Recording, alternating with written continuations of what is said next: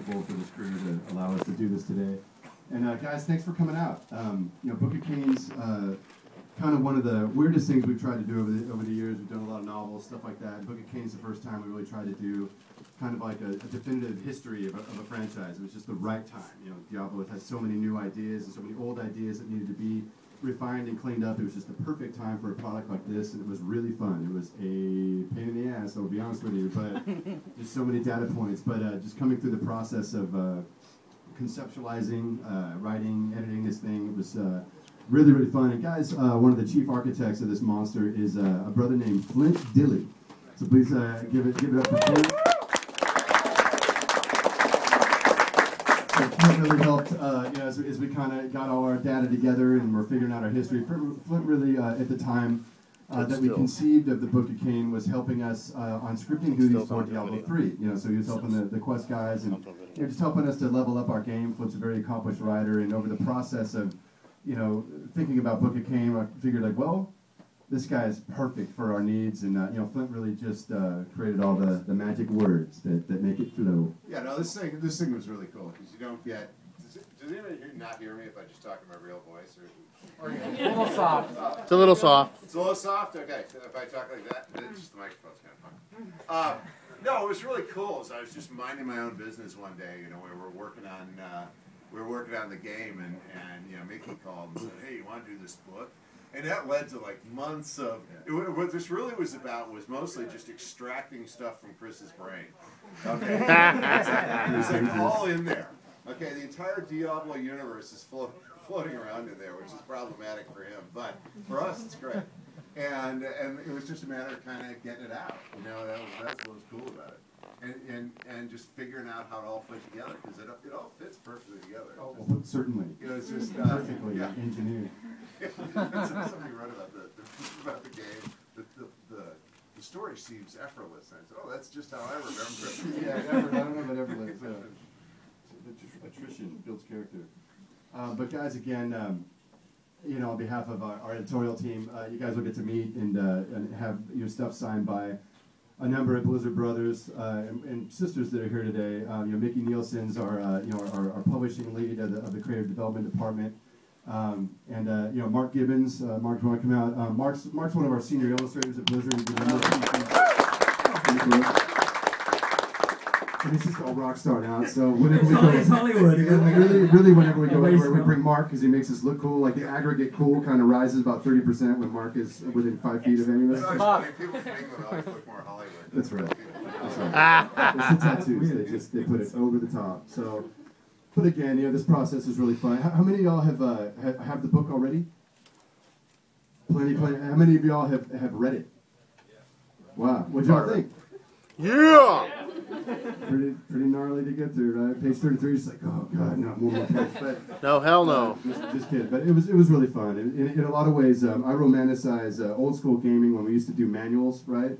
In the back of your gaming box, right? Nowadays, it's the internet and all this stuff. We actually used to have manuals in the back of video games, and you would get to write about your game story and build backstory and have illustrations, and it was a glorious time. So this thing's just a super mega deep, rich game manual, and I'm probably the only one in the room that think that's cool. I would agree with you. I think one of the things that I think there's always a balance to be struck with the games that we make between investing time and effort into building the lore and the story, because we really love that stuff, and how much of that you want to force upon the players, how much of it becomes compulsory to playing the game. How much fits the play, and how much is more. Exactly, and it's a tightrope that you walk. So what stuff like Book of Cain allows us to do, and the novels and the comic books, is really just to indulge our creative vibes and then throw that stuff out there. And if people like it, it's awesome. We'll do more. Totally, we will. Yeah. So, how many of y'all in the room would like to see this type of book done for maybe other franchises? Because we're definitely talking about it. Like on the other side of this thing, we really like this book. It just turned out really cool, and so we've been talking about it for StarCraft, Warcraft. It'd be hard to do. StarCraft easier. Warcraft would be a monster, but it's more like it'd be six of these things. But like it would be pretty glorious to have them, right? And let alone for all of us developers at Blizzard, like, hey, well, check the book, page 6, you're getting it wrong, you know. Sounds like a WoW encyclopedia. So, that's what we said. It was blue. Got it. So, guys, as I'm looking at it, Matt, if you want to come up, Matthew Burns is one of our writers on the creative development team. Matt did a lot of editorial on this thing. Matt's one of the rock stars of this project. So. Give him lots of love through the ringer. And guys, the very sexy man making his way up through the middle. This is Mickey Nielsen, New York Times bestseller. New York Times best-selling author Mickey Nielsen. Right. So Mickey, New York Mickey. So for those of you who follow Warcraft, Mickey's written Curse of the Worgen with another brother named James Waugh, who is somewhere in the room. Mick did Ashbringer, so he's pretty much been our publishing lead at Blizzard for years and years and years, and both Mick and Matt provided just a lot of hours of editorial coverage and having to deal with my picky ass as I pretty much sharpshooted every other sentence. These guys made us look good. Totally. So this is the team, guys, and it's really cool, for us all to be here again. Thank you all so much for coming out and just being passionate about Diablo and maybe this book in particular. We work real hard on it, so if you guys are digging it, that feels great. Thanks for letting us be here today, be at this event with you. We don't get out of the house all that much, so this is kind of nice in Hollywood. So thanks again for being here, y'all. Hope you have a good time today, and we'll try and sign really good. So while we're here, before we get to the formal signing bit, does anyone have any quickie questions or anything we can answer while we're here? When's Diablo? What are the time? When it's done. Is that ever going to happen? Warcraft movie he asked about. Yeah, no comment whatsoever. So yeah, we're working unofficially. We stalled out a little bit, but we're back on track.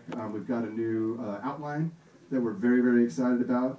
Which kind of always thought would be a great Warcraft movie. So we're digging that out. Kind of engaged with a writer, and we'll see how we go. The process can be very complicated with films, I've learned, but we've got a killer hook, we've got a killer outline, and we'll see how we go. Already around about 2032 around, do you think? Oh man, I hope not. But when it comes out in 2032, it's going to be excellent. It ain't done until it's done. So. There was one in the back. There's one right here. Yes, ma'am.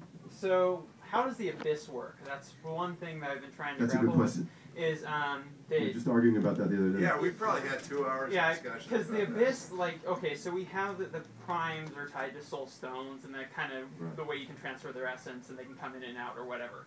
But say Andariel, Duriel,